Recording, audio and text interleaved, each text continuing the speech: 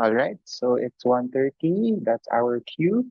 Good afternoon again, everyone. I'm Emmanuel Lacalin. I'm an assistant instructor from the Department of Environmental Science at Ateneo de Manila University.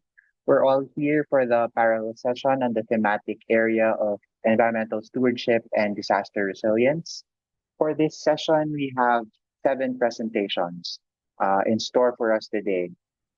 Before we begin, I would just like to give you a rundown of the topics that we will be learning about today. Each speaker will have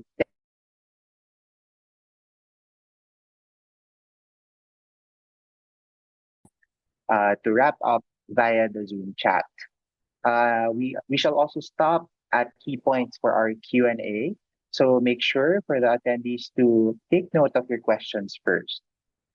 We will have ample time for discussion after the first and second sets of presentation.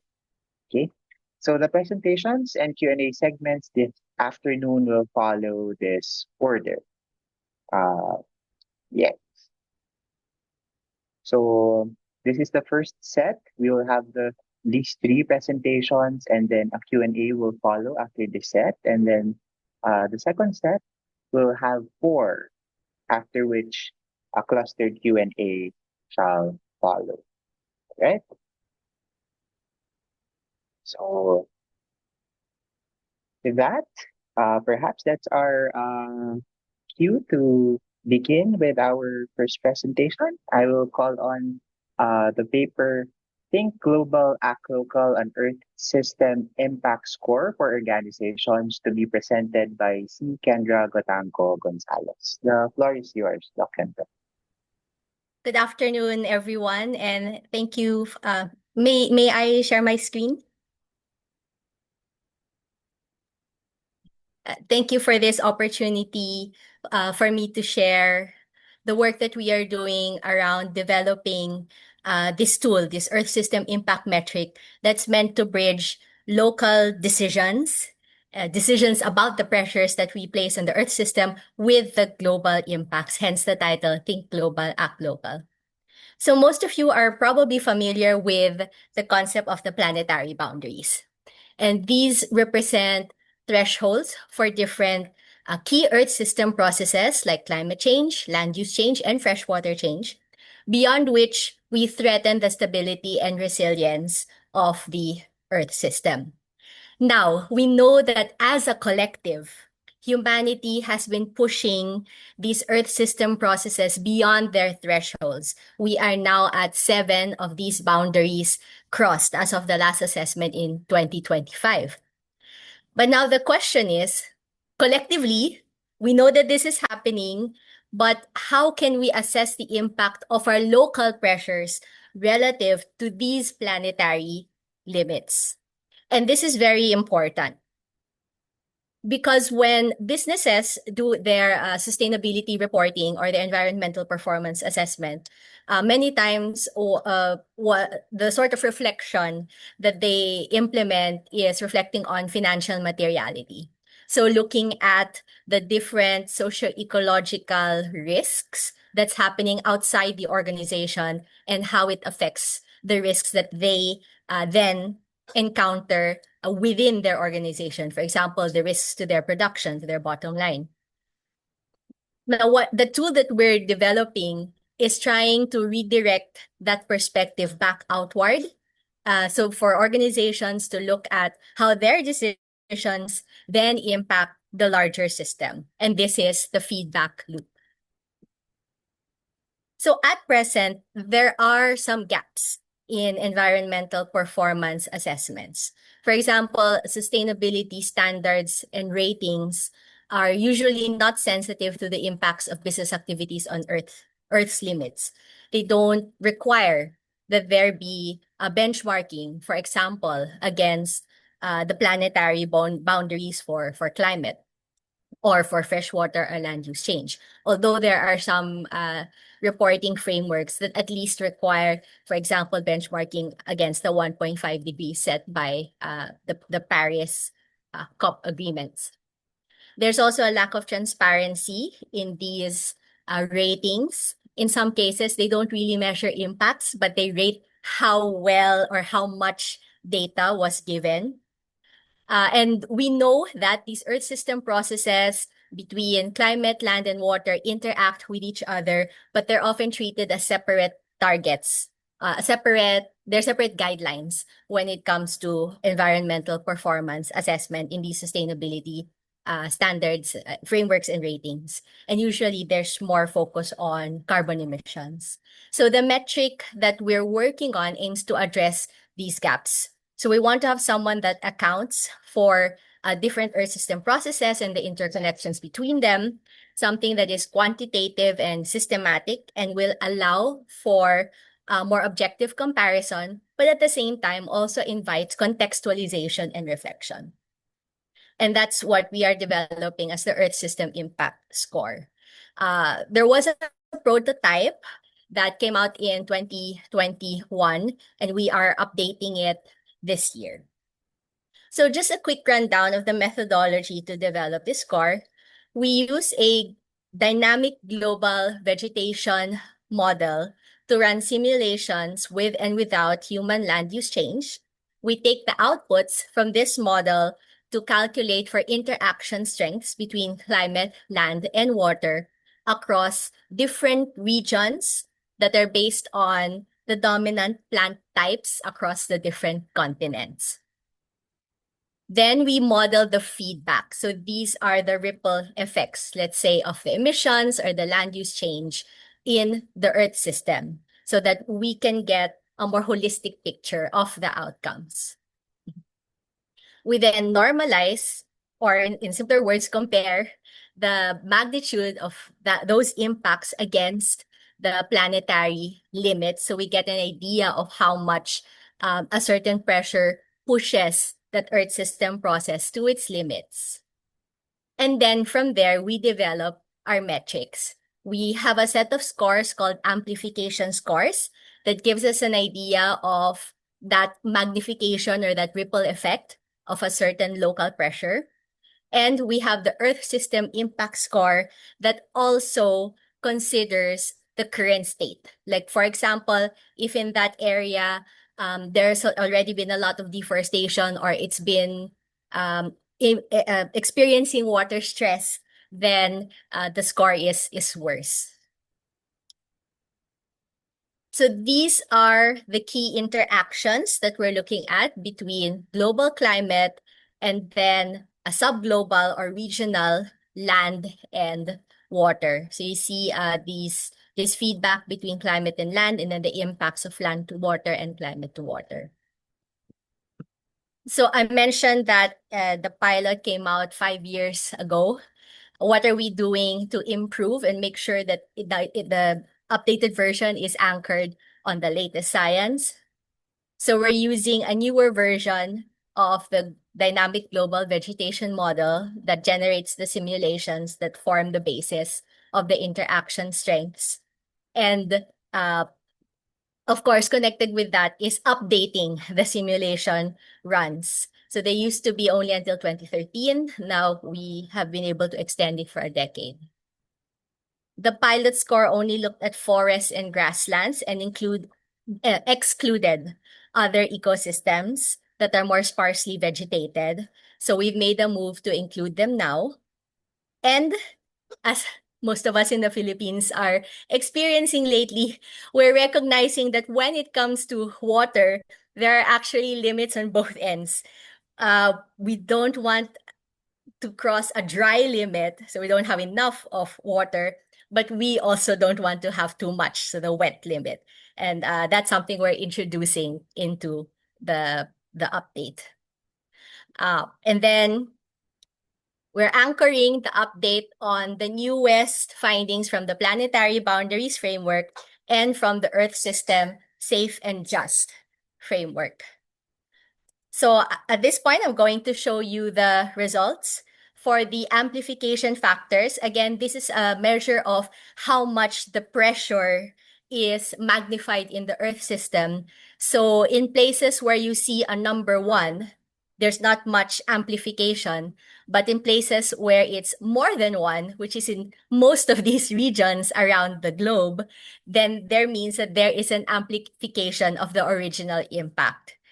And the highest numbers are in the forested systems, which comes as no surprise given the roles that they play in climate and water cycle modulation.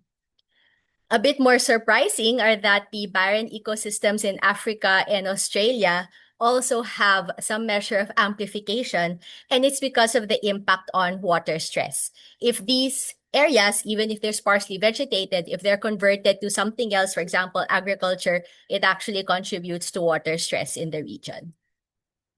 Now, for the Earth System Impact Score, what it is, it's a set of coefficients. The higher, the worse off you are. So it's like the concept of net zero. You want it to be lower, close to zero, so lower impact. So it's a set of coefficients. You apply them based on where you are in the world to get your overall score. Now, in the interest of time, I'll just go over quickly. What makes this score high or low depends on different things. For the water, for example, it can depend on how small the area is and whether or not it's already dry to begin with. So that accounts for these high scores for in Africa. Again, that's surprising. Or it can be because in that area, we've already transgressed the limit and the interaction strengths will even amplify the impacts. And so you get these high scores, for example, if you were to deforest in temperate North America and Asia. So this is how organizations would apply it. They just need data on their emissions, their land use, their water use, and location, so they know which is the correct coefficient to apply so that they can get their overall impact score. So just to quickly share with you applications that are in the works, we have a case study with an agri-food company. They are mainly based in Australia, but they have facilities outside of the country, elsewhere in the Asia-Pacific region. And what's interesting is that it's the water that contributes the most to their impact. In these two locations, one of them is in a grassland, one of them is in a tropical forest. They both withdraw the same amount of water to produce the same volume of output, but they have different impacts on the Earth system. So in the grassland, the water impact is greater. Then a second case study is in Mexico, where we applied this to 22,000 small and medium scale maize farmers. Here, it's the impact, it's the land ESI that drives their impact with farms in the tropical forest having a higher, that in areas that would have been tropical forest having the higher scores. But what's interesting here is how it can distinguish between the purple clumps and the green clumps. The green clumps are those that have conservation practices, so they score lower. So basically, this is a tool to help companies and investors prioritize and strategize if they know where their impacts are and what's driving them. And then for us, in the research sector, we're looking at how to complement this with other types of assessments that already exist, like life cycle analysis. And we hope to someday extend this to the public sector. So just to wrap up, the Earth System Impact Score is something that is systemic, science-based, and context-sensitive. And we hope that this can be a tool to support environmental stewardship and sustainability transformations. So thank you for listening. All right. Thank you, Dr. Gotangco Gonzales, for that presentation. We will now proceed to the second presenter, which is entitled Characterization of Particulate Matter Levels in Highly Urbanized City, Basis for an Air Quality Monitoring and Information Network, to be presented by RBS Lagman.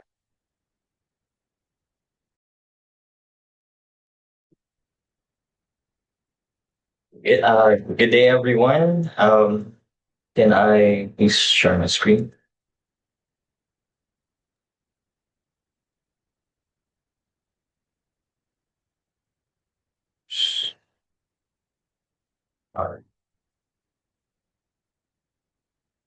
All right. So, good day, everyone.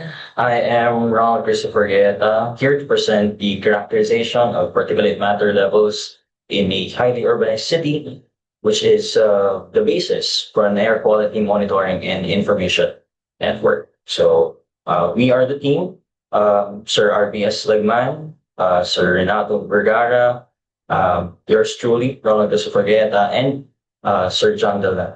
So this is a combination between different departments of our university, Manuel Sandberg University Foundation, under the Sustainability Department, the Pollution Control Office, and the College of Arts and Sciences. So to introduce Air Quality 101, we have here the subject matter of our research, which is particulate matter, also called the particulate pollution. So it refers to tiny particles and solids or liquids that are present in the air. For visual representation, this is how tiny these particulate matters are compared to a human hair or hairline. So we have PM10, which is coarse. So these are bigger particles that can cause irritation to one's eye, nose, and throat. The inquiry of this study is PM2.5. So these are fine, smaller particles deemed far more dangerous as it can enter deep parts of the lungs and can even get into our bloodstream. So to present our objectives, so the main objective of this study is to analyze the air quality status of a highly urbanized city in Calabarzon. So to specify, so our objectives was to perform particulate matter measurements on various sources in Lucena City, Quezon. So we conducted a temporal analysis of measurements and identification of potential impacts to the community. And lastly, for our objectives is to create an awareness program as an input to air quality monitoring and information network. Here we are presented with our conceptual framework. So first off, of course, we acquired the Davis AirLink air quality sensor that is used for our analysis for environmental monitoring. Then next step would be to collect the data of PM2.5 and PM10 concentrations on site locations, whereas we will conduct temporal analysis on this data, comparison of results, and with the National Ambient Air Quality Guideline values. So after which, we identified the possible impacts to the community, and later on, we created an awareness program to be shared to various stakeholders and establish the said air quality monitoring and information network. So for our design, so we used a quantitative, experimental, and qualitative research that focused on analyzing air quality from various sources through field measurements and also observations as input to air quality monitoring and the information network that we want to establish. So for the participants or the respondents, so we focus more on site locations that are most probable sources of PM2.5 and PM10 concentrations in the Lucena City. So these locations include roads, which are usually having heavy traffic flow and commercial activities. We also have particularly roadside food stations and vendors, and also grilling or roasting establishments. So the establishment owners, of course, were oriented regarding the objectives of the study. So for the device that we have used, so we have used this AirLink Professional Air Quality Monitor. So as stated in this source material, so it provides real-time air quality index readings and sends them to our phones and computers. So here we had the measurements of PM1, PM2.5, and PM10. So it gives out the information from both as data and a color-coded graph, which help when it comes to our analysis. Here we have a certain location. So this is during the New York fireworks within this year. So from our analysis, given this graph, so pre-midnight baseline from 9:15 to 11:30. So it was below 10 micrograms per cubic meter.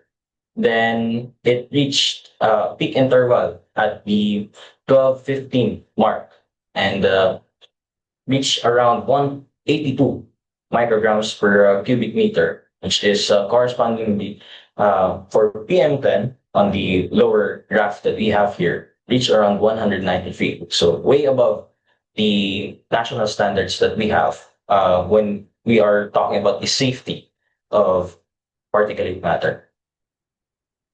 Next, on the site location, we have here the Pasalubongan roadside. So these are roads that are that had heavy traffic flow. So overall, the average of PM 2.5 across the monitoring, so you can see here, was 30.2 micrograms per cubic meter. So it placed the site in a fair range according to the Dow 2020-14. And for the PM10, we have here 35.3 grams per cubic meter.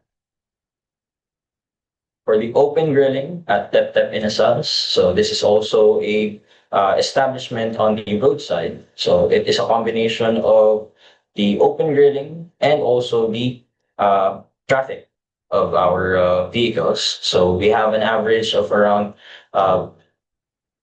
average PM 2.5 across which 544.6 micrograms per cubic meter, placing it under emergency on our national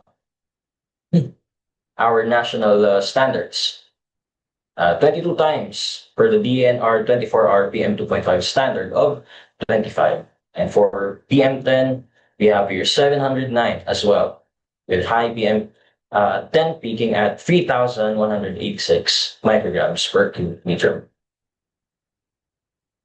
For barbecue smoke at Dink's Grill House at Gulang. So we have here the average PM 2.5 intervals was around 1,011.4 micrograms. Again, under the emergency. So this is a combination of the grill house itself and also being a roadside establishment. Across this full calendar monitoring window, so we have our table here. It is noticeable that the average PM 2.5 was 9.1, a good condition actually for our national air quality standards of PM 2.5.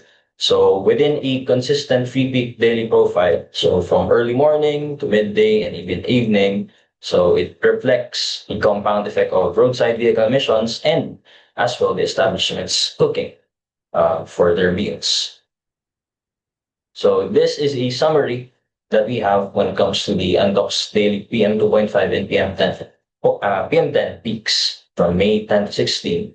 So overall, our monitoring was around 43.3 micrograms per cubic meter. So it is considered unhealthy according to our standards, whereas May 13 around here and 14 were the highest of intensity days that showed emergency level spikes of PM 2.5. Here we have the locations of air quality monitoring information. So these are the sites that we have located for visual representation.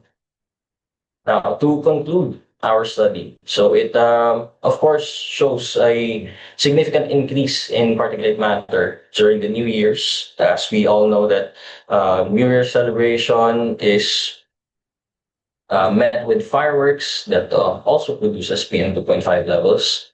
So from a 20 microgram per cubic centimeter to 182.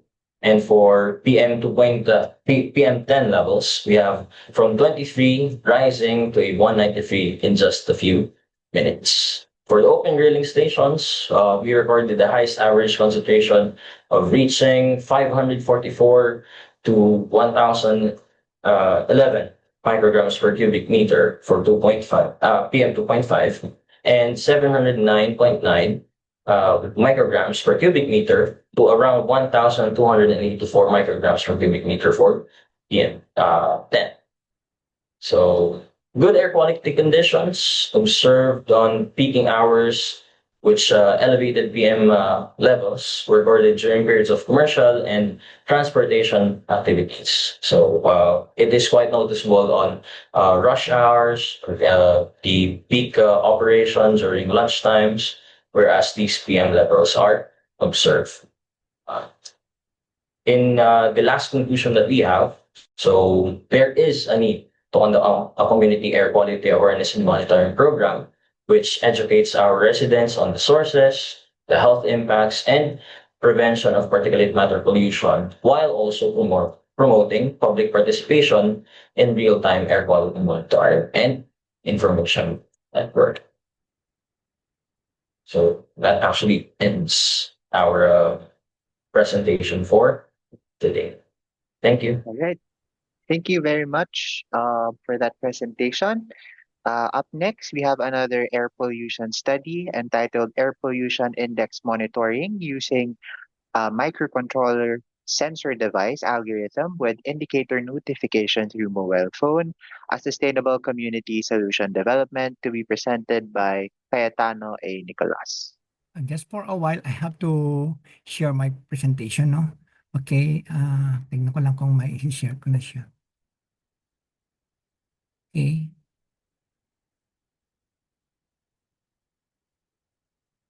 Okay. Does it readable there? Nababasa na po ba? Yes, sir, but you might want to press the presenter view at the Yes, opo. bottom. Okay, no problem.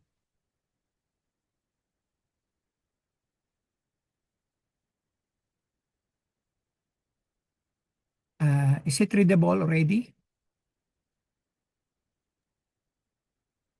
Yes, sir. It's now Okay, visible on so, our end. Thank you. all right.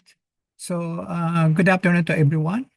So, I would like to present my research project here. It's about on air pollution index pertaining to the microcontroller sensor device with indicator notification through mobile phone, a sustainable community solution development. So again, there is an issue, a concern about these things, no? Actually, air is an essential element in pertaining to the consistent of oxygen and the mixture of other gases. Ayusin ko lang po, medyo para hindi ako po mahirapan. Now, on the other hand, here, it is said that the air pollution is a significant issue in both rural and the urban communities in the Philippines. This project is pertaining to one of the community in the Albay. So again, based on the data source, there is an issue about on the World Health Organization 2019 pertaining about on the average person of lifespan by 1.8 years. 2021, it's 709,000. The total death under the age of 5 years due to the exposure of air pollution representing 15% of air of all global deaths. 99% of global populations have already been exposed to the bad pollution, and there is a risk of heart disease, stroke, chronic obstruction, pulmonary disease, pneumonia, and other accelerating function diseases, etc., and other things that can be considered to part of the bad pollution. So the World Health Organization exposed that the health impact, one is the bacterial, is the death of air pollution after alert the health sector to the sustainable development goals. So therefore, 6.67 million death of 2019 that was given by the news agency. Based on the Department of Agrarian and Administrative Order 02 of 2008, poultry farm manure outlines regulation for handling and transporting chicken and animal manure. 1 minute lang. See. So again, as stated in the Presidential Decree 856 Act Code on Sanitation, and there is also Republic Act of 1068. It's about on the organic agriculture, touches on the related issue like sanitation, waste management, organized farming practices, which can indirectly impact poultry farm operation. The air quality issues in the Philippines is about law and regulation about poultry farm manure are found in the Code of Sanitations and in the Department of Agriculture issuance regarding manure. So there also part of that is 1 minute.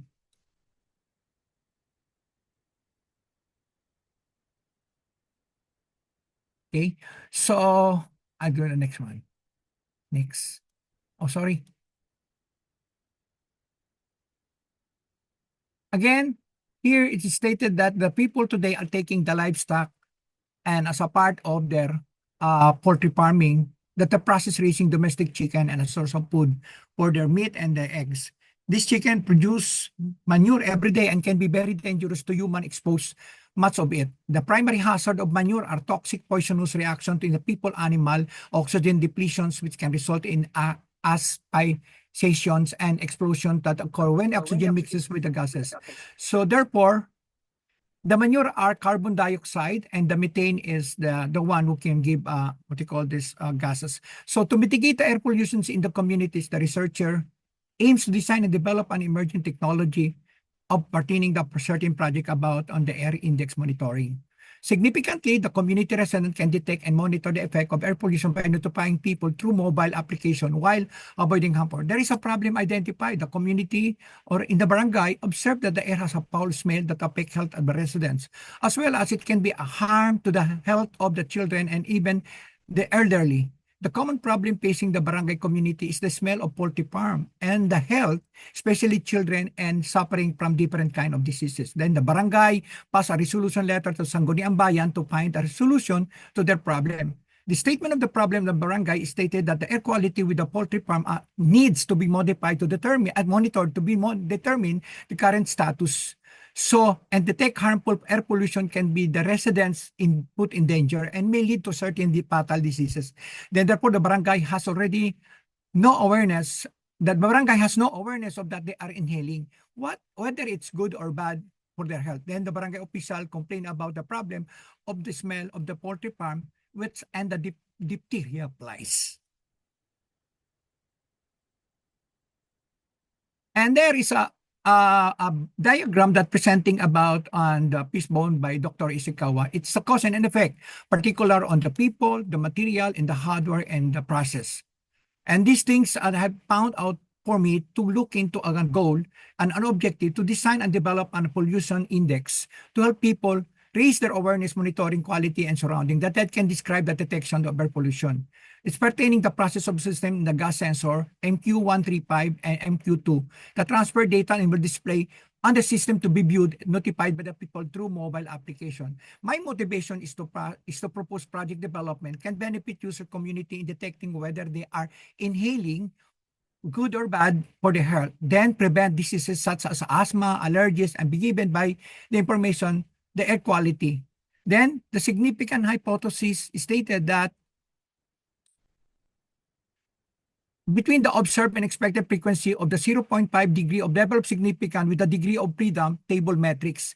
The questionnaire is based on the result of frequency, mean, and standard deviation, which attributed to the chi-square value should be higher than the tabular value. Therefore, there is no significant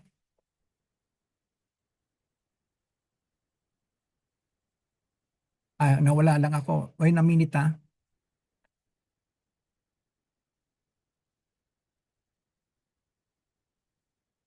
What happened?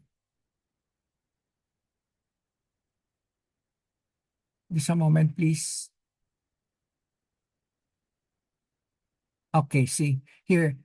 As I said here, that the null hypothesis is no significant difference on the air monitoring system using Arduino Barangay Kimbongbongan, Ginobatan, Albay, thus validating the reliability test coefficients of the object functionality of the module. So again, there is a statement of the problem stating that what is the significance of the hypothesis, what is the perception of respondents pertaining to the application, how the test calibration IPO object functionality work and result, and how does the system test agility and evaluation compliance standard by ISO 2501 and the significant relation. And based on the algorithm sensor ranging on these particular validations of the ranges, it stated that there is a moderate, unhealthy, and health emergency and hazardous. The result of this one, that IPO of air pollution index, it stated that the input should be hardware requirements, software requirements, and the knowledge requirement, and the process of Arduino behavior, software behavior, and validation and condition. And yet there is an action output. So again, the algorithm based on the sensors reading range, verification validation, based on the recursive algorithm to parse in, parse out, the PIPO scheduling algorithm. It was created in the programming code of bb.net, and that's showing here it's about on the flowchart. And yet there is a program algorithm system procedure when can able to initiate the admin entered privileges in taking up the input of these users. So there is also an API application programming interface between the hardware and the software, and also a backend server using the SQLite server. And yet there is a table structure where there can be considered to be a table data set. So data table, it bases on the ppm value, which means particle per million, so 500 particles per million. And yet there is also a kind of the gases and the characteristic, but it's stored in the data table. And yet there is a validation between this kind of sensor reading. So Arduino diagram diagram design is about talking about on the block diagram. The block diagram is representing the part of the function representing connected by lines and so relationship of the block. So again, the schematic diagram show the connections of the sensor, which are MQ2 and MQ135. Where the Arduino microcontroller support the wires and the connections assembled. And this is the picture. So the process flow of Arduino application process cycle flow explain the concept from the port from down up to the end user. So the figure 3 system flow conceptual process involve the air pollution index sensing and monitoring using Arduino and sending the index result to a mobile application and how the hardware will work. And this is now the design that I created, Arduino design. This is the mobile through mobile phone, and then the control board, and I have the control monitoring, and this is now the Arduino sensor of detecting. So the methodology that I use is considered as a part of its agility. So again, the researcher used the agile prototyping model to develop system, combination of iterative incremental process, and the model enabled to focus on the process of adaptability, helping to achieve and rapid delivery of the working hardware product by creating build-through process iterations. So data analysis is quantitative data analysis and the qualitative data analysis. Quantitative data analysis based on the frequency result, weighted mean standard deviation from the demographic profile of the community. That is about 281. So the qualitative coefficient correlation modules of the test reliability of the system, object functionality module calibration, based on the standard of 2501 of the ISO, or is the software quality assurance. The calibration test capability, hardware, board, and sensor through series of digital and analog compliant. A test and retest series of relationship, a reliability of the system object functionality, meet the coefficients correlation ranging reliability. Research instrument, research use the measurement, assessment, survey, questionnaire reliability test, calibrations, that course of an action. And then the frequency distribution representing the data either in a graphical and tabular format display the number of observations within the given interval. And yet there is a perceptive survey, the number of respondents, and the Likert scale of frequency distribution mean standard deviation and chi-square. And Arduino hardware is a number of tester and the Likert scale calibration of test of reliability and the functional module of object test and raw test data. So again, sample selection respondent survey, the project was conducted in the Ginubatan Albay. The researcher survey affected area, the poultry farm in this population of 949, and the researcher surveyed the 281 residents who had been affected by and complained about the foul smell of the poultry, 10 barangay official, 2 technical specialists from DNR Albay, and then 2 IT industry practitioners and 3 IT professors. When having a test on the object functionality, the module, and calibrate and the reliability of the hardware. Data gathered through an interview and survey with the 10 barangay and the other officials of the DNR director, a perceived over 281 resident, the size of the pattern calculated the confidence level of 0.5, margin of error is 95% in the amount of uncertainty of experience, diagnostic capability through a series of calibration object, functional tests, and reliability coefficient correlation required prescribed measurement of the standard gates of IPO, series of pre-tests of the hardware and sensor capability reliability indicator. Setting of the study, the investigation was conducted a survey questionnaire respondent, the barangay community to know their observation, their quality of the barangay to gather more information interviewed by regional director, DNR. 1 minute. Sir Nicholas, Yes. Can you start wrapping up, sir? Apa, yeah, okay, sige. Okay, so again, the respondents are the barangay observations, the residents' perception survey in the conduct of 10 barangay, and yet there is a project development testing based on the calibration test. Now, the statistical instrument are treating of the data, the barangay survey, population, the community, and yet it is a sensor device. The result of the cost of the material here is about 9,500. Then the researcher expand about on the 9,375, and out of that is the 9,500. This are the cost of the material. So the result and discussion come up to the 281 is the result that, 1 minute lang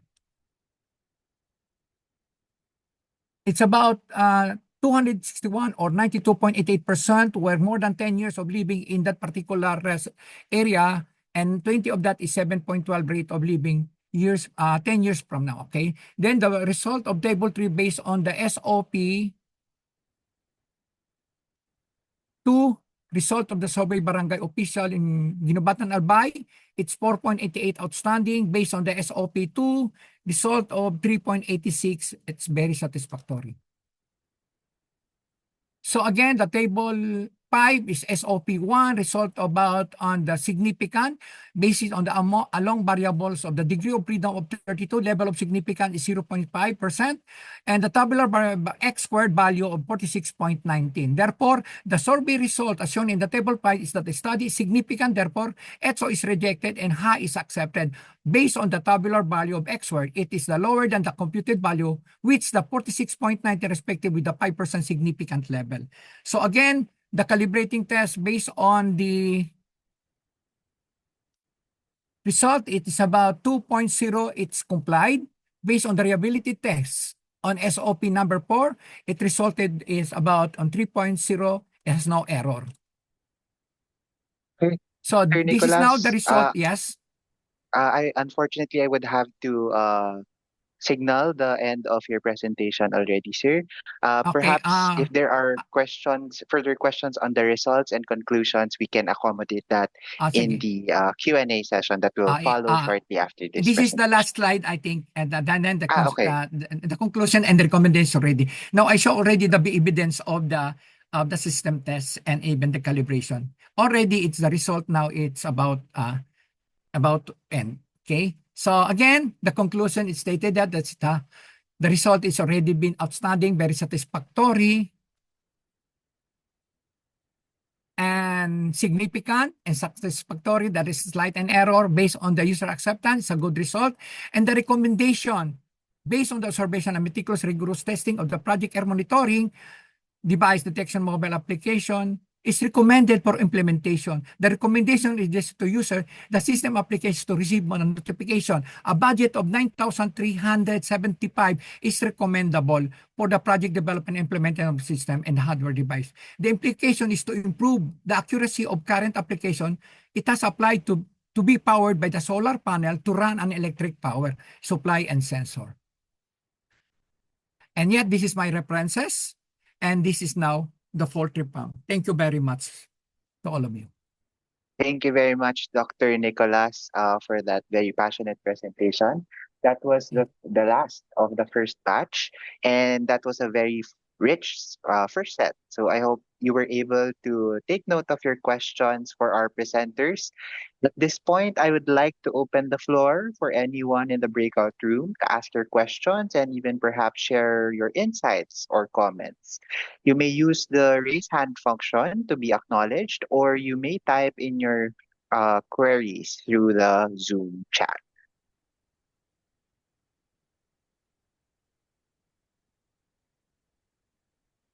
Right, sige.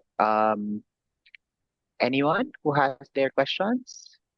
I would like to take something note. This is a very important because most of in the provinces they have already what called the poultry farming, piggery farming, and other things that can be polluted. That's why there is a really big problem when it comes to the rural, and we need to give them a solution to that. Thank you, Dr. Nicolas, for your insight. while we wait for some more questions, I guess I could start the ball rolling. My question is directed first to the first presentation. Hi, Kendra. My question is, are there any particular challenges or stumbling blocks that you think would hinder the mainstreaming of the ESI, particularly in the Global South or even the ASEAN region? That's a very good question. And that's actually something that we are discovering as we uh, go through our case studies, as we partner with actual companies. So one potential challenge is data. It's always our challenge when it comes to the global south, because to be able to apply this metric, you'll need data on your land use, water use, your emissions, hopefully across your different facilities if you're the type of a company or organization that has different branches, so that you can really uh, calculate your impact score for each of those facilities and then track and monitor them. So I think that's going to be the first big challenge, to inculcate the record keeping, so that we can use not only this metric but all the other types of sustainability reporting standards and frameworks and all the other types of assessment that will need this data anyway. So I think that's one big thing. All right. Thank you, Doc Kendra. I'm still waiting for more questions from the audience. All right, sige. While we wait for that also, perhaps a question for the two air pollution studies. I am curious about the rationale. Perhaps were there marked increase in public health problems? That's why you initiated these studies. Can you share more about um, if there are health issues that led you to producing these researches? First, Dr. Nicolas, and then Mr. Lagman. Well, when pertaining to the pollutions in a poultry farm, that is a big issue today. Now, there are a lot of poultry farms that have been updated, yet it's still they go on the traditional way of producing manure or creating a manure from their farm. That's why you cannot ask permit anymore. You cannot get a permit from the municipality if you have no sanitation, you don't comply with the standard requirement based on the Republic Act, even in the municipal ordinance. You cannot produce your poultry farm unless otherwise, if there is a political intervention happen. That's it. We know the Philippines, it's go with the politics. Sa ASEAN Tagalog, tuloy ang ginagawang farming na wala namang kaukulang permit or even some approval of the required facility that can so that it cannot produce more on the pollutions. Marami po niyan Yes. sa probinsya. Okay, thank you very much, Dr. Nicolas. Mr. Lagman? Yeah. In the case of Lucena City, here in Quezon Province, as we all know, there's actually limited studies about air pollution. That's why we have decided to have it as our focus, considering that these pollutants are actually cannot be seen by the naked eye. And based on our observations, there were already a lot of ihaw-ihaw vendors in our city, plus some vulnerable traffic enforcers in the roadside. That's why we've decided that we were able to come up with this study. And of course, with the participation of different stakeholders, we were able to come up a citizen science data. That's why we want to promote, aside on public health awareness, is strengthening our partnership with our community. All right. Just a question on the methodology, Mr. Lagman. I'm curious if the elevation or the placement of the sensors was the same, I guess, for example, monitoring the impacts of the fireworks or the roadside ihaw-ihaw. Was it the same elevation for all of these locations to monitor the PM levels? In terms of the elevation, it was placed on different certain heights. It depends on the location. For example, in the case of the during the occurrence of the fireworks during New Year, it was placed at the second floor to in a house to avoid some contaminations or erroneous data that can be obtained. In the case of the ihaw-ihaw, it was placed near the vendor. Case of roadside, it was placed near the store. So it is a perfect location to gather the needed data in the research. All right. So perhaps our attendees can think more, mull over more on the presentations, and we can accommodate that in the second clustering of the Q&A. But thank you very much to our presenters. We have one question from our audience. From UNT uh, to Dr. Nicolas, which specific air pollutant does your sensor uh, monitor, and what was the basis for setting the index? Well, the setting for the index is having a ranges for that. We have the healthy, unhealthy for that particular. That's the only they can be detect.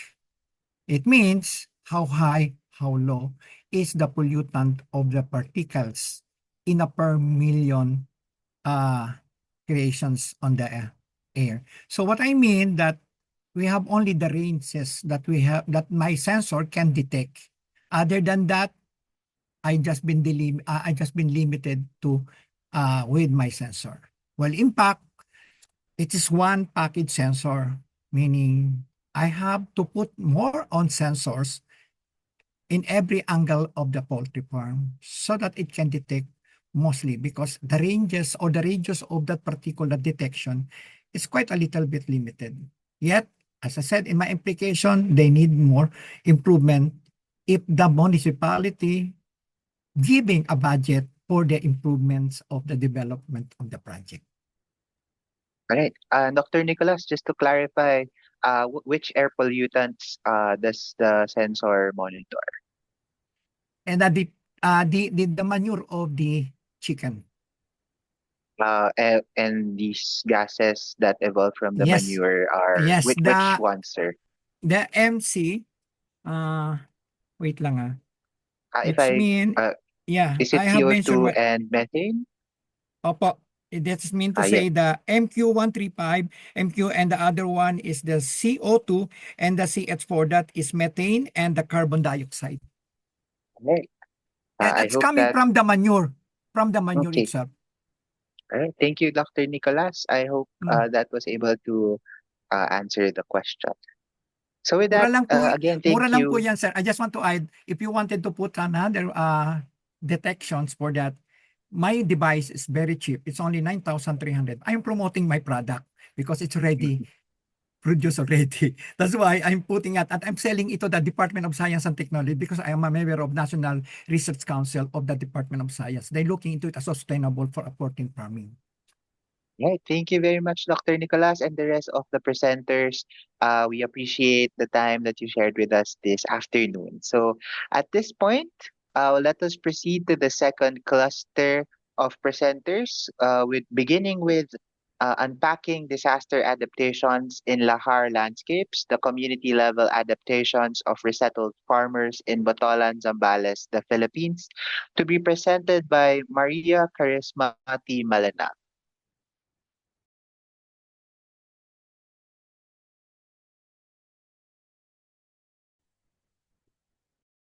Afternoon, everyone. Am I heard clearly? Yes, we can hear All you. right. Yep. Thank you. Allow me to share my screen.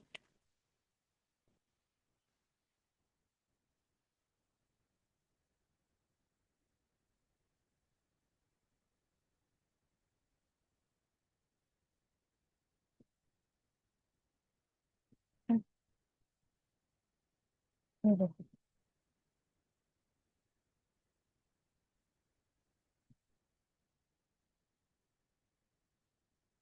So on behalf of my co-authors, I would like to present to you our study entitled Disaster Adaptations in Lahar Landscapes, the community level adaptations of resettled farmers in Botolan, Zambales, the Philippines. So as we all know and signified by the 2015 Paris Agreement on Climate Change and Sustainable Development Goals, academics now focus on disaster adaptation research, as this is very important in terms of risk governance, impact assessments, policy development, as well as development planning. And to further look at it, we also surface some limitations with regards to research on disaster adaptation, as literature present that it is still in its initial stages. So there's a value in terms of engaging, in terms of studying disaster adaptation research among social ecological systems, and not just on social ecological systems that are in its normal or original condition, but those systems that were heavily affected by different environmental changes, those that are nested on change landscapes, including lahar landscapes. So zooming in closer, this is a study that focuses on the lahar landscapes formed from the 1991 eruptions of Mount Pinatubo. And when we look at it, we see that there were at least 12 billion of pesos damages, or this corresponds to 370 million of USD damages because of the various hazards and the interaction of these hazards with the biophysical conditions of Mount Pinatubo. And the provinces in Central Luzon, specifically Pampanga, Tarlac, and Zambales, shifted their development priorities and activities to address the impacts of these volcanic hazards. More so, there were various studies that look into the effects of the eruption to the social systems, but these were mostly implemented in the provinces of Tarlac and Pampanga, and have focused less on the west side of Mount Pinatubo, where Zambales is positioned. Hereby, this study aims to unpack the answers to the question, how did the resettlement community of Burgos Baquilan in Botolan, Zambales adapt to the changed environment after the 1991 Mount Pinatubo eruptions? It utilized participatory approach, as it gleaned on the experiences as well as the insights of the participants. So this is the flow of the steps that were conducted to implement such study. So we first, of course, reviewed the literature, conducted courtesy visits, and then analyzed different sources of secondary data, including, of course, land cover change analysis. Then some primary data methods were done so as to triangulate, and then we proceeded with the analysis. So for the first part, formal partnerships were secured with the local government office, as well as the municipal councilors of Botolan, Zambales. And furthermore, a community presentation was done at the Burgos Baquilan Resettlement Community. So these were attended by the various members of the community, and written as well as oral consent were given by the community.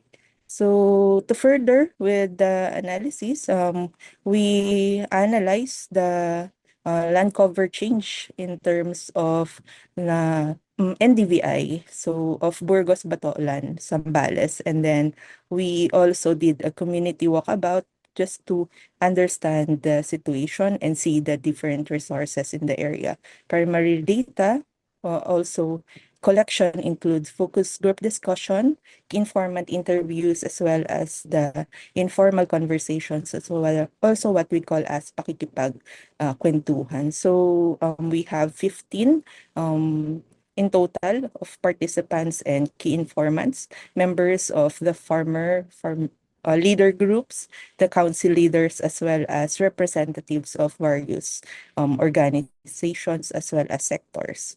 And for the conclusion criteria, all of them were survivors of 1991 Mount Pinatubo eruption, and they're also inhabitant of the resettled community. One of the main participant, as well as partner that we considered here, is the presence of the farmer leader. So in connection with that, the primary data were analyzed and validated also together with the secondary data. So triangulation were done to come up with the narrative analysis. To first show you the story behind this adaptation, we believe that when we say that the community adapt, it also shows that its ecological conditions adapt. And here, through this graph, the maps show you that the land cover classes before the eruption of Mount Pinatubo were mostly dominated by grasslands, as well as low density forest. On the other hand, after the post-eruption during the year of 1992, definitely it shows bare lands and grasslands.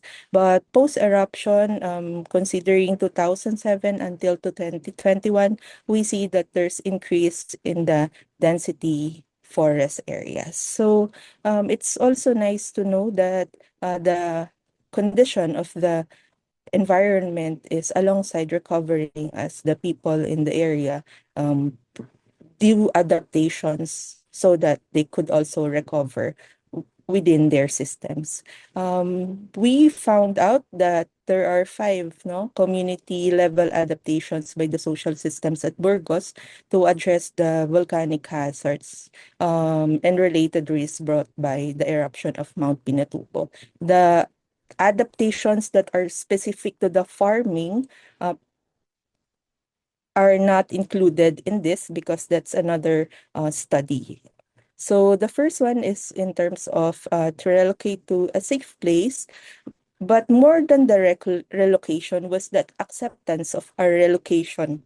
So the community first evacuated to Paudpod Elementary School, then they transferred to Palawig City, but because of an outbreak, they decided to leave the tent city and instead settled in Bakilan, San Juan, Botolan, Zambales. So owning up to their decision to live in the resettlement area is considered as part of their adaptation. The reason they chose the area among the government identified areas for relocation and resettlements is because of its proximity to their farms, and also because of the presence of the services. The second adaptation is in terms of building new dwellings, as well as establishing a resettlement community. So in this case, they were given 150 square meter, rather they under the stewardship contract, under the integrated social forestry program. So the residents, the survivors, decided how to arrange their houses within the settlements. The most noteworthy arrangement that they've shown is that they followed their original arrangement back before the eruption.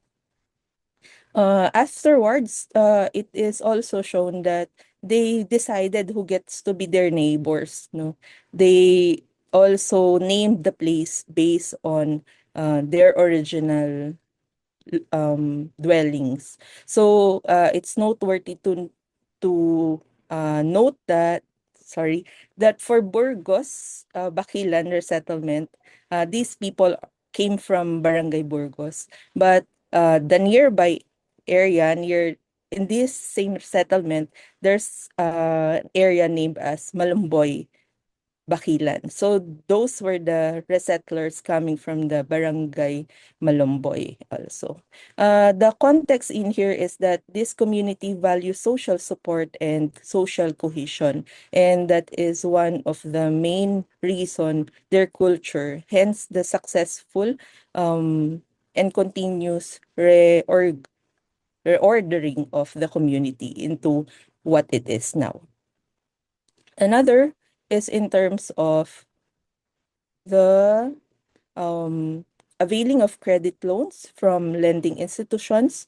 And in here, it was mentioned that the presence of the credit institutions were not just for lending for loans, no, it is also for savings. And it's noteworthy when they mentioned that they needed to save, they wanted to save even in small amounts so that they will be prepared, so that they have a notion of being prepared in case there would be some concerns. Okay, sige, thank you. And then the last two are included in terms of their availment of the agricultural related extension services, as well as their skills gained from availing such activities. So in here, we want to share that one of the skills that they learn is more on seed selection, and as shared by the farmers, one of them yielded an increase in terms of 22 kavans per hectares. So I would just like to share this photos of a transformed untilled farmland at Burgos Eastern Botolan, Zambales, and then in 2020, and then it became a cultivated farmland tilled with sweet potato in 2021. Hence, it's very telltaling of the capacities to adapt of this specific community. So to sum it up, the Burgos Bakilan Zambales Philippines exhibited a landscape devastation because of the Mount Pinatubo eruption, but adaptations could occur as a response of the social systems. And in here, it's facilitated by the availability, accessibility, and needs responsiveness of the community services. And likewise, we would want to highlight that the will of the people embedded in their culture showed that we need to understand and contextualize and bank on this more so that there will be successful resettlements. So these are the references. Thank you very much. Thank you very much for that presentation. We'll now proceed to the next one entitled Braving the Storm, Analyzing the Socioeconomic Impacts of Tropical Cyclones on Informal Settlers in Sitio Nugan, Tansa, Cavite, to be presented by Kyla Alessandra Obaduria. Good afternoon, everyone. I am Kyla Alessandra Obaduya, and I am honored to share this paper entitled Braving the Storm, Analyzing the Socioeconomic Impacts of Tropical Cyclones on the Informal Settlers in Sitio Nyogan, Tansa, Cavite. Next slide.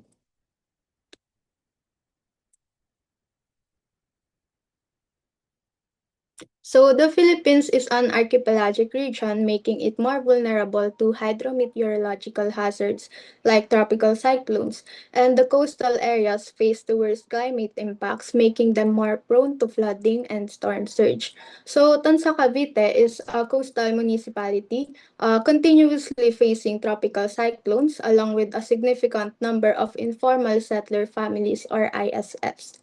Next slide, please. In DRRM, ISFs are at an increased risk due to their income and lack of access to a safe place of dwelling.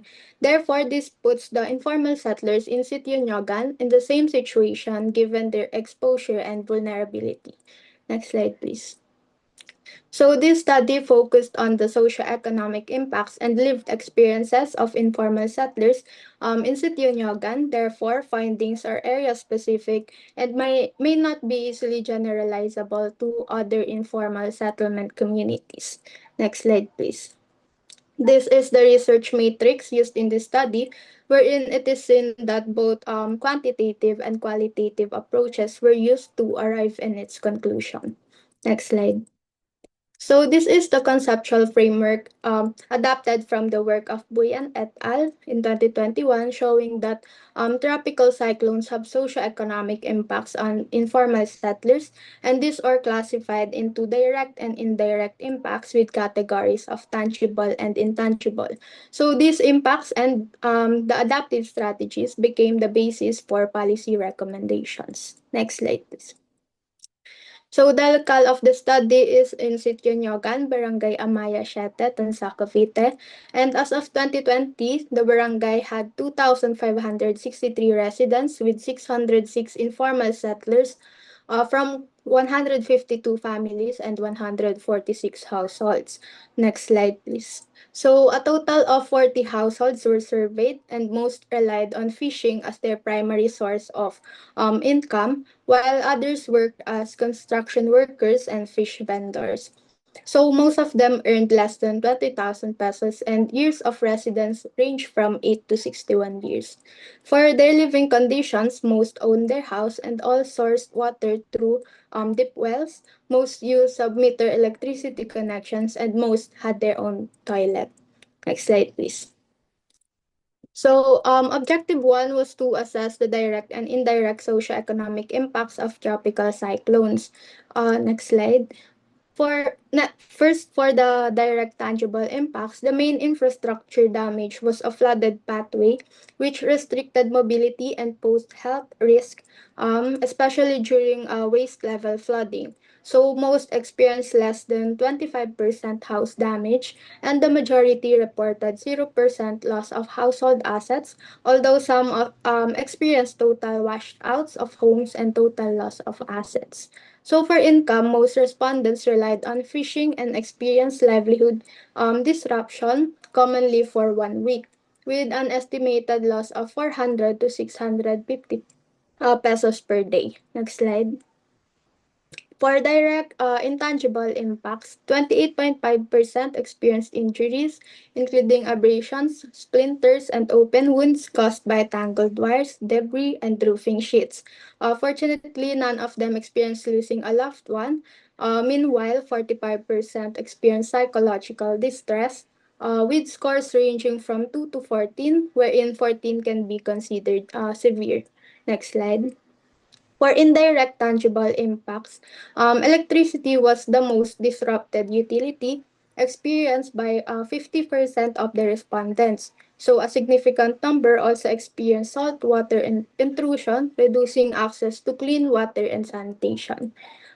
Next, 37 respondents borrowed money, commonly for sustenance, while many experienced damage to livelihood tools, particularly fishing boats. So these results contributed to financial insecurity experienced by 92.5% of the respondents. Next slide, please. So for lastly, for the indirect and tangible impacts, the 2.88 weighted mean indicated that respondents were slightly affected by disruption to education due to flooding, class suspensions, and the use of schools as evacuation centers. Lastly, the 3.1 weighted mean indicates that respondents perceive poverty to have slightly worsened after every typhoon attributed to recurring impacts. Next slide, please. So, objective 2 focused on the respondents' adaptive strategies. First, for their pre-typhoon strategies, respondents secured household items and reinforced their house structure. So, the 3.1 weighted mean placed their perceived ability to withstand future typhoons under the prepared category. However, confidence in house structures was only moderate, with a 2.43 weighted mean indicating preparedness to some extent but only partial resilience, but showed only partial resilience. Next slide, please. For post-typhoon strategies, most relied on borrowing money and repairing their houses, prioritizing immediate and financial and physical recovery. So most considered financial coping strategies as the most helpful, particularly finding new sources of income and borrowing money. So when asked what would reduce typhoon impacts, most answered financial support, followed by being ready and alert, livelihood opportunities, and lastly is food provision. Next slide, please. This shows that all respondents reported receiving government assistance after typhoons, primarily relief goods. So for barangay DRRM activities, 95% were aware but only 62.5% participating. And some raised concerns about the visibility of initiatives and selective distribution, causing distrust and refusal to participate in some barangay-led activities. Next slide, please. So, lessons learned from past typhoons emerge in the themes of preparedness, awareness, and self-reliance, showing that respondents prioritize independence instead of dependence on external aid. Next slide, please. Lastly, Objective 3 was to propose context-specific policy recommendations. Next slide, please. But first, Executive Order 31 serves as the backbone of BDRRM in Barangay Amaya Siete and established the Evacuation Center Management Team headed by their barangay captain. So the preparation, procedure, and response show how the barangay responds to disasters. First is during preparation, volunteers were assigned and to clusters and the evacuation center and equipment were prepared. Next for procedure, they go around. Go back please. For procedure, the barangay personnel announce possible evacuation and remind residents to safeguard their belongings. And lastly, for response is they use CCTVs for monitoring and mobilization of volunteers. Next slide, please. So officials identified the strict implementation of this executive order as its key strength. However, community distrust and the will of residents affect its implementation. So the identified policy improvements include, next slide please. Facility improvements, particularly increasing evacuation center capacity and improving sanitation, privacy, and food distribution. Second is strengthening IEC campaigns to raise awareness and empower residents during emergencies. And lastly, concerns regarding selective distribution can be addressed through the recognition of the two community leaders, which may help rebuild their trust. Next slide, please. So in conclusion, the findings showed that multifaceted impacts continuously affect the residents of Sichinyogan, extending beyond physical destruction to the economic, social, and psychosocial dimensions of the community. So the adaptive strategies of the residents reflect their resilience, yet remain insecure, while governance is mobilized yet constrained by distrust and unwillingness. So, next slide, please. These are the following holistic policy recommendations that will address the findings of this study. Thank you. That ends my presentation.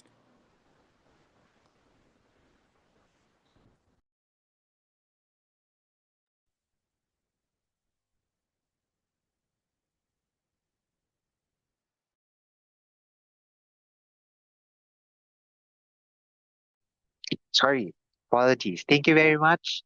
We'll now proceed with the next presentation entitled Working with Mangroves as Nature-Based Solutions to Climate Change to Promote Coastal Resilience in Calatagan, Batangas, to be presented by Mario A. Codiamat. Thank you, Sir Lakadin. Good afternoon to everyone. Magandang hapon po sa inyong lahat. Let me share my presentation.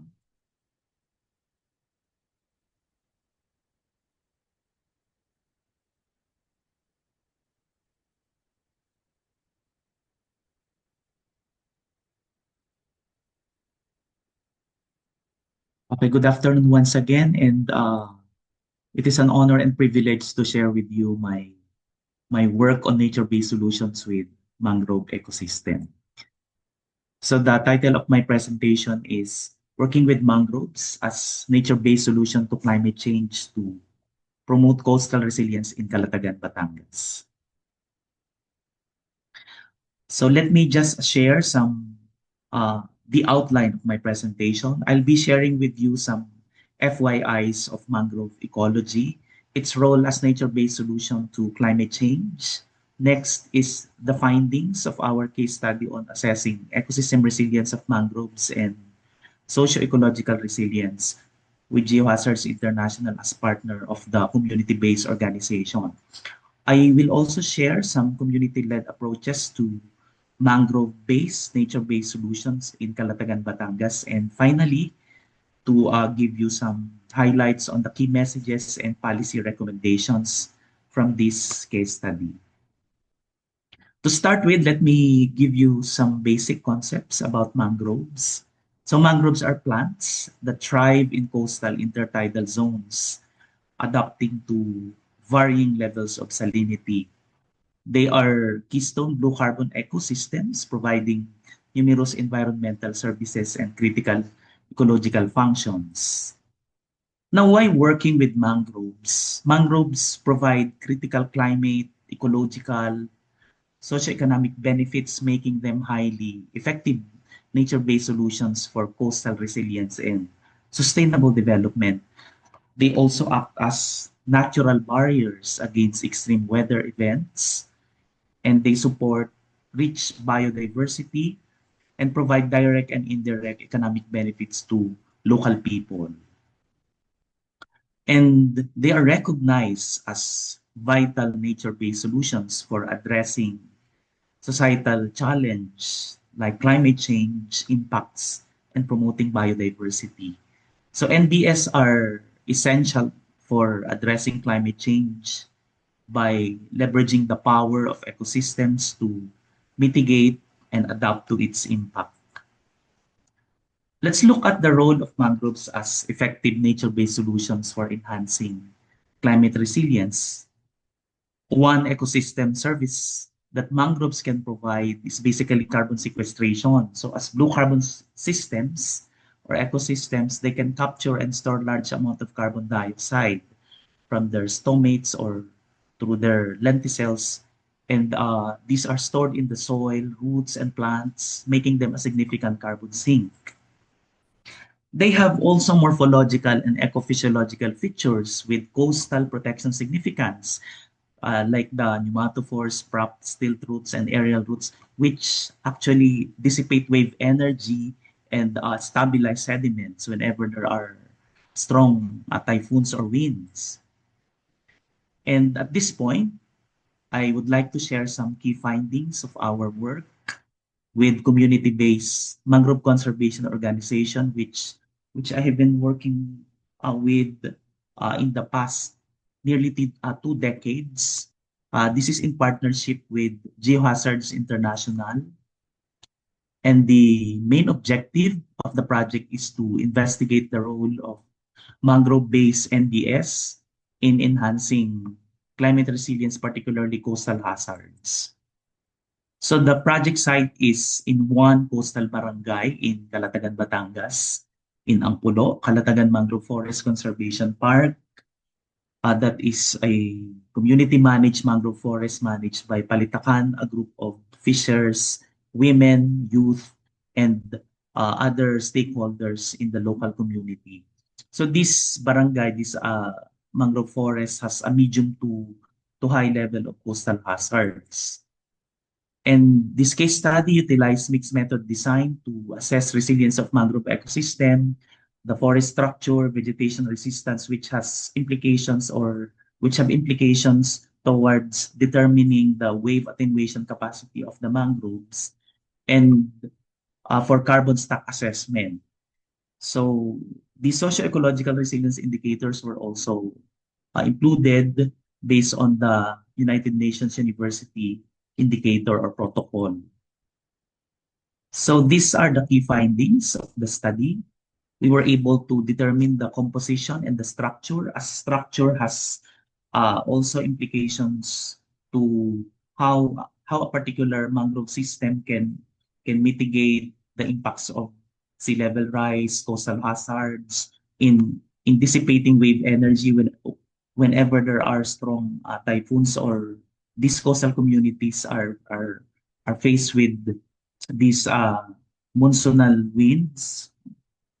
These are important for conservation planning So another important aspect is vegetation resistance because mangroves with their specialized root system has a vegetation drag or serve as friction.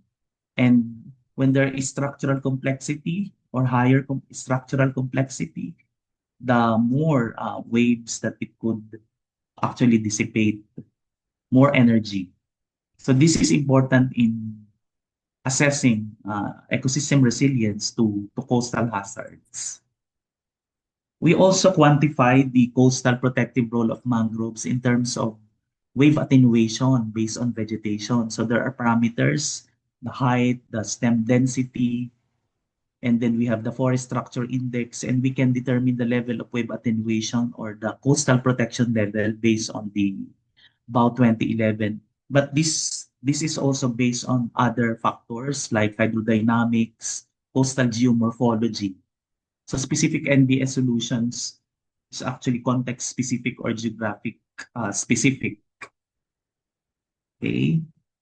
And lastly, we quantified carbon stock and socio-ecological resilience, which shows that there is potential to build resilience. And then there is also potential for carbon sink. So you see that there is higher carbon in the soil compared to the above ground and the below ground biomass of mangroves. And then some of the nature-based solutions activities implemented and being done are the presence of nature-based livelihood through diversification of livelihood. So that's for adaptive capacity whenever there are impacts of coastal hazards where fishers cannot go into fishing, conservation, mangrove ecotourism, for income generation, and this established marine protected area. Another project under this case study is the community-led NBS headed by the Geohazards International, which basically aims to equip local government and community partners with knowledge, skills, and tools for reducing coastal hazards and climate change-induced disaster risks, with a focus basically on mangrove systems as nature-based solution. So the activities included raising awareness and preparedness. So we did it both informally and formally to integrate nature-based solutions to coastal hazards. And then we also have the capacity building in nature-based solutions to equip and capacitate the community with knowledge and skills on disaster preparedness and nature-based solutions. So basically, we use science-based and participatory approaches. And then at this point, let me wrap up with the key messages from my presentation. So mangroves are nature-based solutions to climate change, and we need to maximize the mitigating capacity of mangroves as first line of defense through science-based conservation or science-informed conservation. Community-led approaches to nature-based solutions are important interventions to mitigate impacts of climate change. And of course, coastal communities are active agents in climate change adaptation and mitigation. And by working with mangroves, communities will not only mitigate climate change, but also create pathways for sustainable development. Here are some policy recommendations. One, support research on NBS and integrate these to local development planning. Strengthen partnership with academe, research institution, even non-government organizations to study NBS effectiveness in Philippine mangroves, and to document and disseminate case studies of successful NBS projects to guide replication across LGUs, and prioritize mangrove conservation, rehabilitation, and protection as first line of defense in the RRM.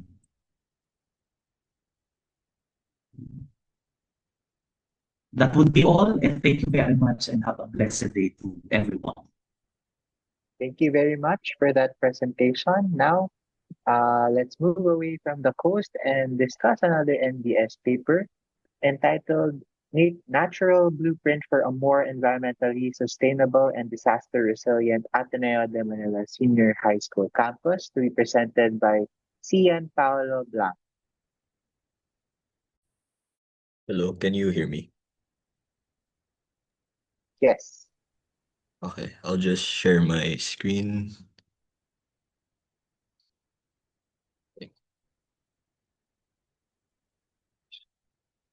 Right. So, good afternoon. I am Sayan Blanca of the Ateneo de Manila Senior High School, and on behalf of my team named Green Day, I am honored to present our research entitled Natural Blueprint for a More Environmentally Sustainable and Disaster Resilient Ateneo de Manila Senior High School Campus, or as we call it here normally, the ASHS. As climate risks escalate, schools become increasingly vulnerable. And in our presentation, our research, we propose a data-driven, nature-based framework to transform the ASHS into a proactive, resilient, and living ecosystem. Within the recent months, the compact ASHS campus has experienced severe climate-driven disruptions. Monsoonal runoffs regularly cause localized flooding across critical areas.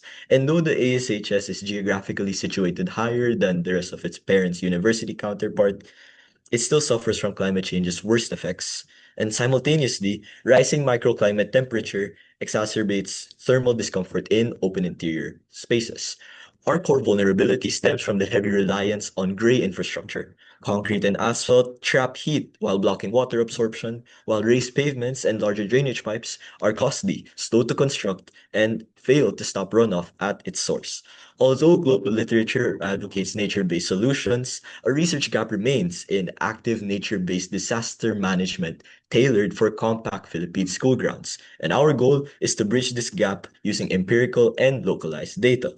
To address this gap, our study set three primary objectives. Firstly, to identify and select a disaster-resilient roster of native tropical flora based on specific biological and mechanical traits. Secondly, to formulate a scalable green infrastructure blueprint adapted to the ASHS layout. And third, to empirically validate system performance using a 1 to 193 scaled physical diorama across four controlled environmental tests. Achieving objective 1, we curated a roster of four specialized flora species based off their physiological mechanics. The Bitaog tree was selected for its dense, broad canopy coverage, providing passive solar shading and high carbon sequestration potential. The dwarf ilang-ilang serves as the biological bone, as it offers active cooling through high foliar transpiration rates while handling high moisture infiltration. The pandan bush was selected for its dense surface root matrix and rhizospheric activity, which is known to boost upper soil water absorption and trapping nutrients to prevent immediate runoff. And lastly, the vetiver grass acts as the geotechnical anchor, as it features a high tensile root network which drastically enhances soil shear strength and halts slope erosion. To simulate these dynamics accurately without live plant growth, we constructed a 193 scaled physical diorama of the ASHS main building and engineered custom material proxies that replicate the structural mechanics of each plant species. As seen in the left side, intertwined metal wire networks were attached to each proxy to mimic deep root coverage.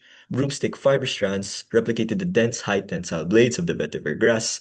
Filter paper membranes simulated the high absorption foliage of the pandan bush, and specialized paper foliage mimicked the dense canopy coverage of the bitaog trees and dwarf ilang-ilang. All trials were tested directly against a bare, non-vegetated control substrate under simulated environmental stressors using a 200-watt heat lamp for heat waves and precision pipetting for rainfall emulation.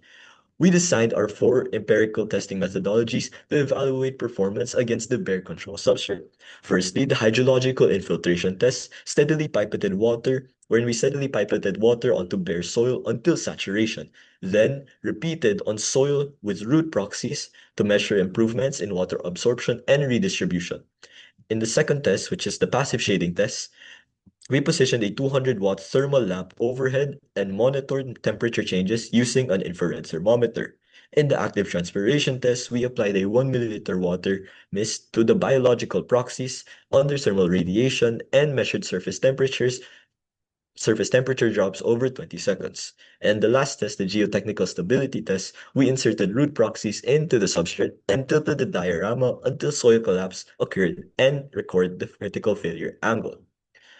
Now, moving on to the results, in the hydrological infiltration test, the integration of our root and foliage proxies increased mean water retention from 7.67 milliliters to 11.50 milliliters, which represents a 49.93% increase in infiltration capacity. The rooted matrix expanded the soil's void ratio, turning the ground into a functional sponge to prevent immediate runoff into flood zones. In the passive shading test, the dense foliage proxies intercepted direct thermal radiation, dropping surface temperatures from 34.05 degrees to 32.95 degrees Celsius. This 3.23% cooling efficiency demonstrates how canopy shielding actively lowers against latent heat absorption on the campus grounds. Next up, in the active transpiration test, we isolated biological, mechanical, and evaporative cooling. By misting the experimental proxies, latent heat dissipation dropped surface temperatures from 31.23 degrees Celsius to 30.77 degrees Celsius, promoting an additional 1.47% relative cooling efficiency. Combined with the passive shading results, this creates a persistent zero-energy thermal buffer against any of the urban heat island effects noticed in the campus. And in the geotechnical stability test, the metal wire root networks provided massive mechanical reinforcement.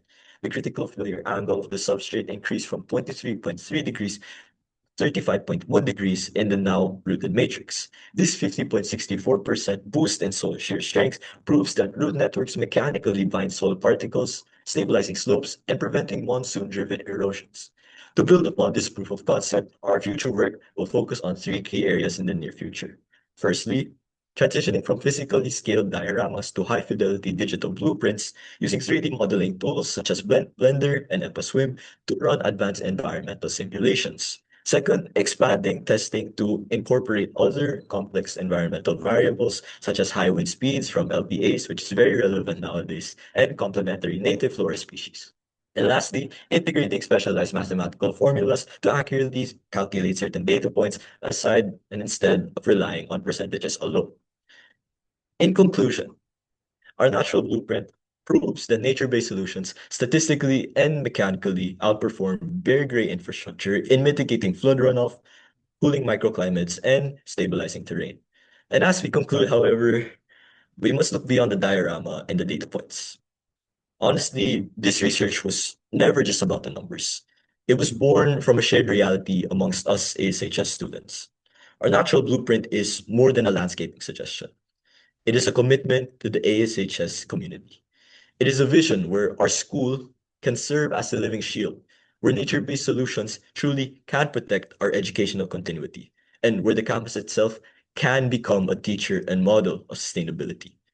We invite everyone here to see the ASHS not just as a community and not just as a group of buildings, but rather as an ecosystem that can breathe, move forward, and protect. By choosing to grow this blueprint, we are choosing a future that is resilient, a future that is sustainable, and a future that ensures that every Atenean within the ASHS knows that they're in a safe space, knows that they are where they belong, rain or shine. Because the best time to plant a tree for our protection was years ago. But the second best time is today. So why don't we make that a green day? One last time, thank you very much for tuning in our presentation on a natural blueprint for a more environmentally sustainable and disaster resilient ASHS campus. All right. Thank you very much for that presentation. What an exciting batch of presentations. And at this point in time, let us open the floor again for questions and comments from the participants. You may use the raise hand function to be acknowledged, or you may type in your queries through the Zoom.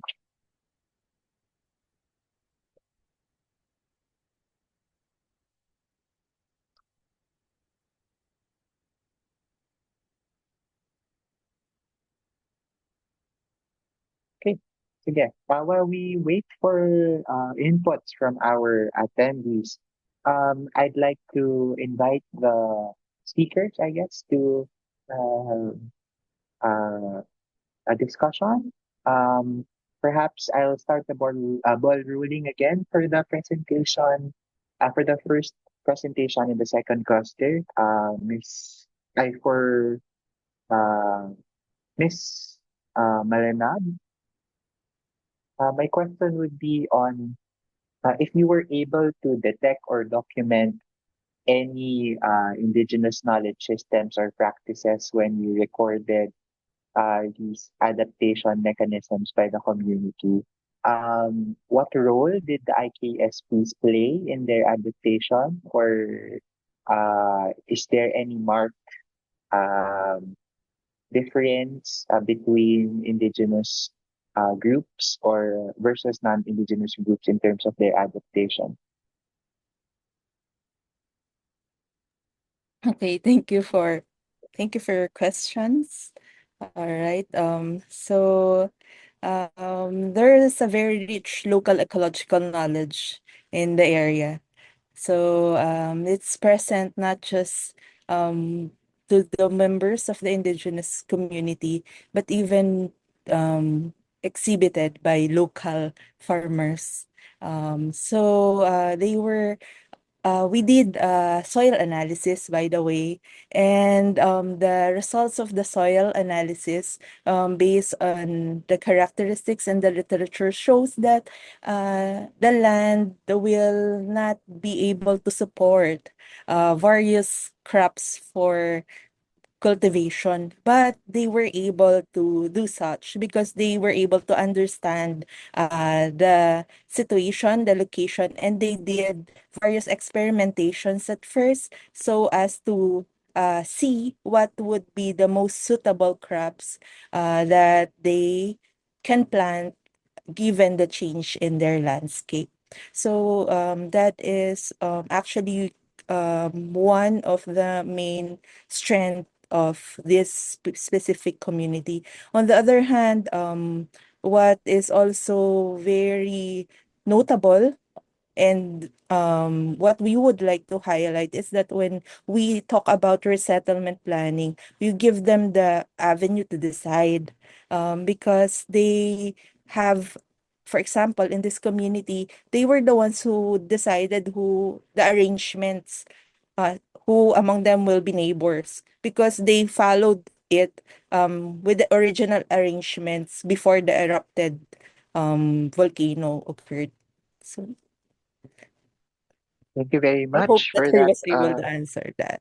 Yes, All of yes, your questions. that's very, very interesting that they were able to grow crops despite the seemingly negative results from the soil tests. Um, Again, the floor is open for questions from our audiences. You may also use the raise hand function if you would like to be recognized and to ask directly the speakers.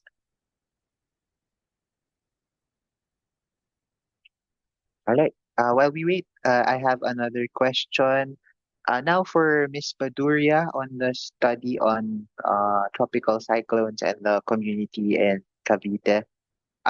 One of the challenges that you identified was distrust towards the barangay disaster council. Is there a particular, or were they specific for the reason for this distrust? Were you able to document the why behind this distrust? Thank you for that question. I think during the survey, I was able to ask some of them of why they distrust their barangay officials regarding their help sometimes when there's calamities. I think according to them, it's also because they feel that the help coming from the barangay itself is being selective, wherein they feel that some were favored among the others and that some were also being neglected by the barangay. So it's also a matter of uh, political as well, and I think it played a huge part in their willingness regarding their activities in the barangay. All right. Thank you, Ms. Baduria. That enlightens uh, the situation a bit more. Um, Again, waiting for questions from the audience. We have a few time for a few more.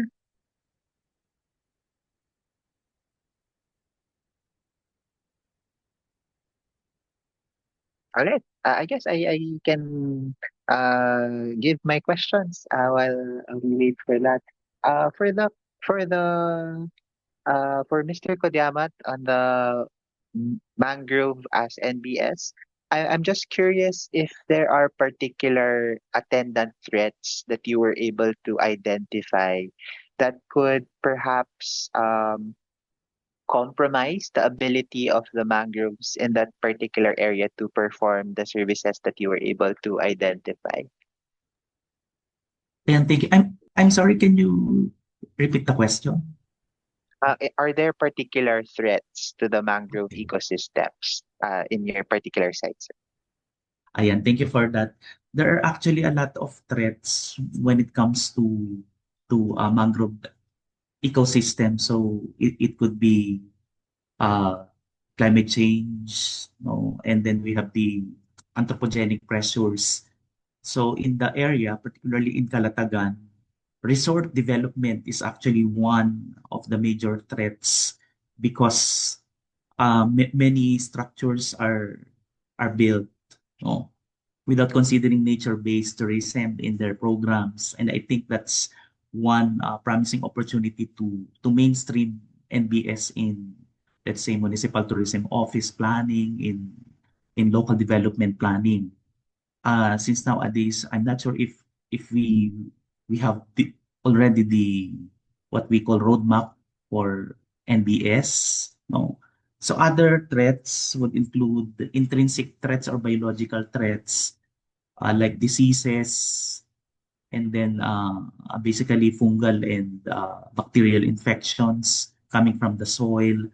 We also have threats from establishment of aquaculture uh, by not following the 4:1 ratio proposed by Dr. Georgine Primavera. We also have threats in other threats such as hazards and yung uh, pagkakaroon ng less extensive reef system. Since if coastal geomorphology is what I mean, if there is if there is an extensive reef system, there are adjacent ecosystems like coral reefs and seagrass which can actually protect also mangroves before being degraded. Since if you have extensive seagrass and coral reefs, these are also nature-based solutions to coastal hazards. No? All right. Thank you, Mr. Kodyamat. We have a question from the audience acknowledging from SUNN. Karine Niels, you're recognized, please. Hi, bright afternoon. I'm from the State University of Northern Negros here on Negros Island. So it's not really a question, but maybe something like a reflection and maybe a challenge to our presenters. No, like most of the issues, the climate issues that were presented during the session were all actually cross-boundary issues.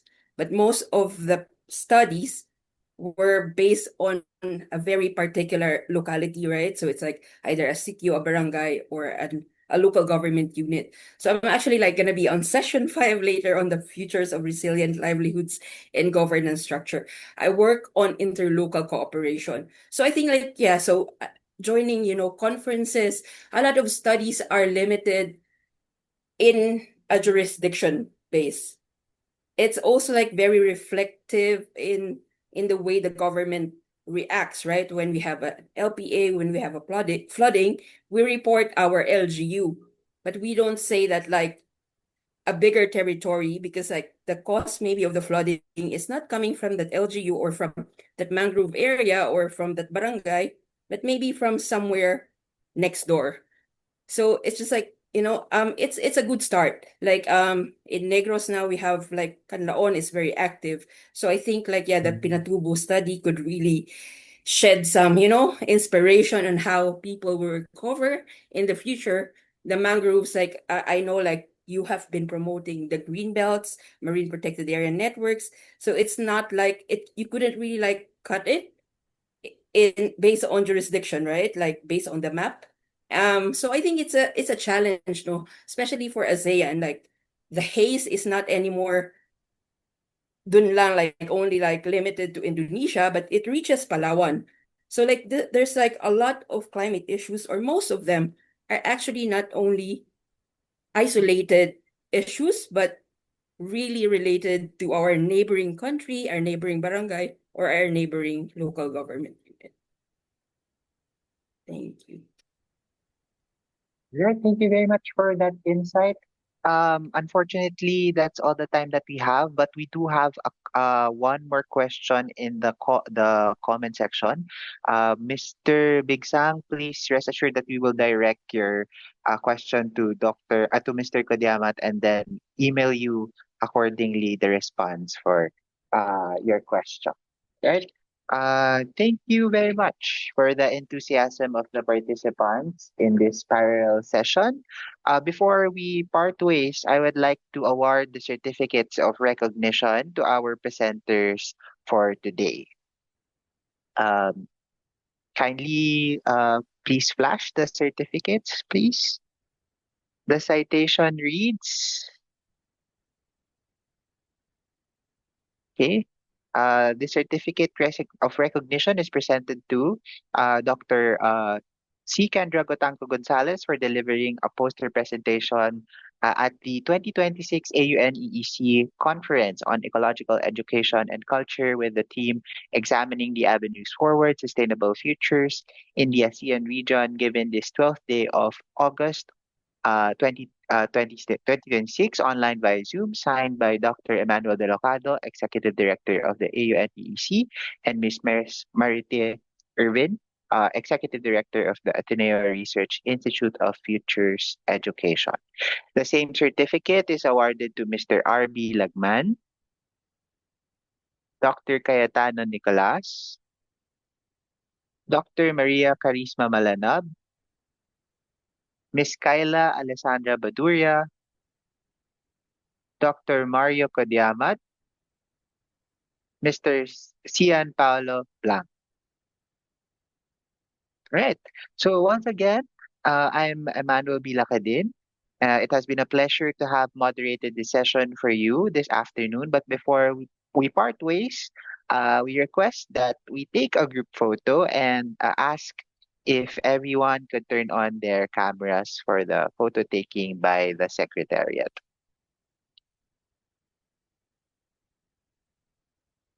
Kindly cue us in, who's ever taking the photo.